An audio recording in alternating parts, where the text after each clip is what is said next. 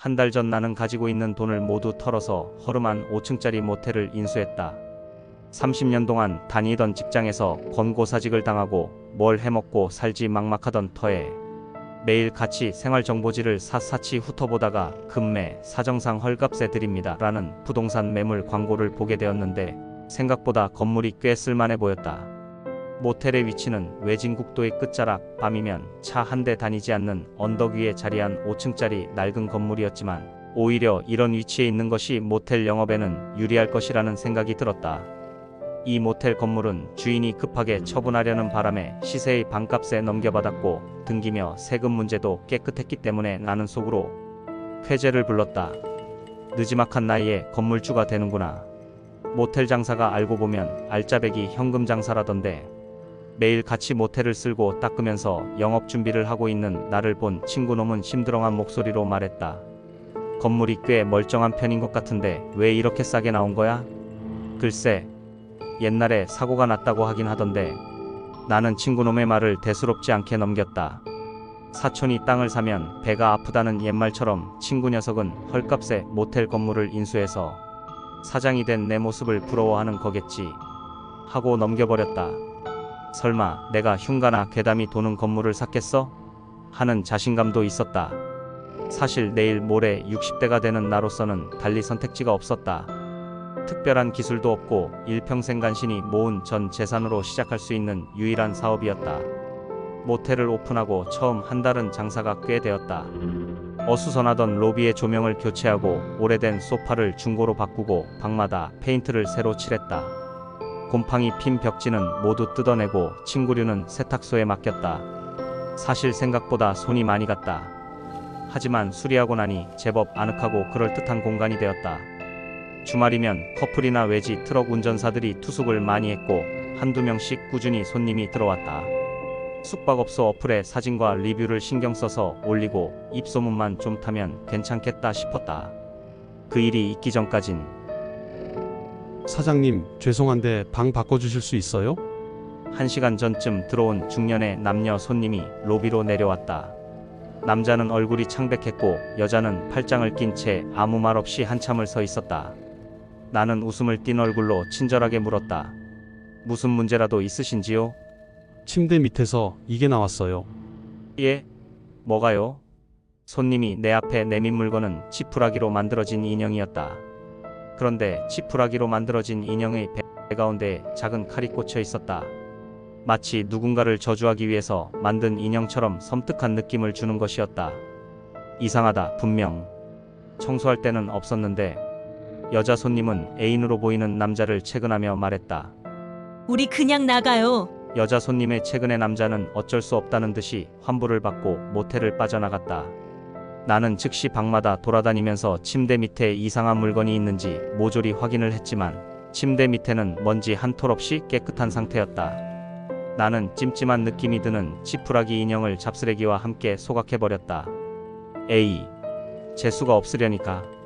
그런데 지푸라기 인형 사건이 일어난 이후로 계속해서 이상한 일들이 연달아 일어났다. 204호인데요. 샤워기에서 시뻘건 물이 나와요. 307호. 화장실 거울에 귀신 같은 긴 머리의 여자 얼굴이 비쳤어요. 402호인데요. 벽 속에서 아기 울음소리가 들려요. 손님들은 겁에 질린 표정으로 모텔방을 뛰쳐나왔고 숙박업소 리뷰나 인터넷 후기에는 끔찍한 글들이 올라오기 시작했다. 영모텔 숙박 후기 마이너스 기묘한 체험, 절대 다시는 안 옴, 귀신 나옴, 여긴 진짜 이상해요. 시간이 흐를수록 모텔은 점점 손님을 받을 수 없는 곳으로 변해갔다. 특히 모텔 건물 안에 있는 여러 개의 방 중에서 특별히 음산한 기운이 느껴지는 방이 있었다. 509호, 5층의 맨 끝방이었다. 나는 509호를 수시로 점검하였다. 509호의 문을 열면 알 수 없는 싸한 기운이 목덜미를 타고 내려왔다. 누군가 방 안을 지켜보는 듯한 뚜렷한 시선이 느껴졌다. 하지만 방 안엔 아무도 없었다. 나는 천천히 주저앉듯 카펫을 걷었다. 침대 밑도 확인했고 커튼도 걷어봤다. 그때였다. 화장대 거울에 비친 내 뒤편. 분명히 누군가 서 있었다. 여자였다. 긴 머리카락, 창백한 얼굴, 새하얀 원피스. 그녀는 눈을 내게 돌렸다. 우리는 눈이 마주쳤다. 순간 등골이 얼어붙었다. 숨이 턱 막히고 다리가 휘청거렸다. 나는 말을 잃은 채 그대로 방을 박차고 나왔다. 그날 밤 모텔 뒤편 창고를 정리하다가 오래된 박스 하나를 발견했다. 먼지 쌓인 서류 더미, 핏바랜 사진, 그리고 경찰 보고서. 2010년 모텔 509호에서 투숙객 살인사건 발생. 피해자는 20대 여성으로 실종 2주 후 객실안 침대 밑에서 시신으로 발견됨. 용의자 미검거. 손이 떨렸다. 사진 속 여자의 얼굴. 분명히 내가 거울에서 본 바로 그 얼굴이었다. 이 모텔은 내가 가진 전부였다. 그렇다고 포기할 수도 없었다. 무당을 불러 정화의식을 했고 방마다 부적을 붙였다. 밤마다 기도를 했지만 그녀는 떠나지 않았다. 그녀는 그 방에 머물렀다. 침대 아래, 거울 너머, 그리고 한밤중 벽 너머에서. 어느 날 오후 낯선 남자가 모텔을 찾아왔다. 그는 매우 수척하고 초췌한 얼굴이었고 눈가에 깊은 주름, 손엔 오래된 사진 한 장이 들려 있었다. 혹시 509호는 지금도 있습니까? 예. 하지만 지금은 비워져 있습니다. 거기는 좀 문제가 있는 방이라. 그는 고개를 끄덕이고는 사진을 내게 내밀었다. 사진 속 여자는 그 여자였다. 제 딸입니다. 15년 전 이 모텔에서 사라졌어요. 그날 그는 509호 문 앞에서 무릎을 꿇고 한참을 울었다. 입술을 달달 떨며 아무 말 없이. 그리고 이상하게도 그 이후부터 509호의 기이한 현상은 더 이상 일어나지 않았다.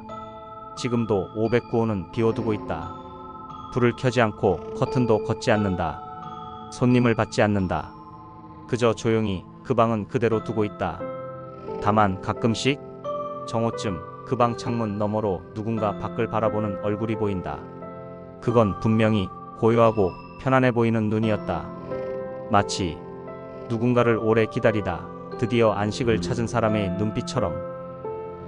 몇 달 후 나는 모텔을 급매에 처분하겠다는 광고를 냈다.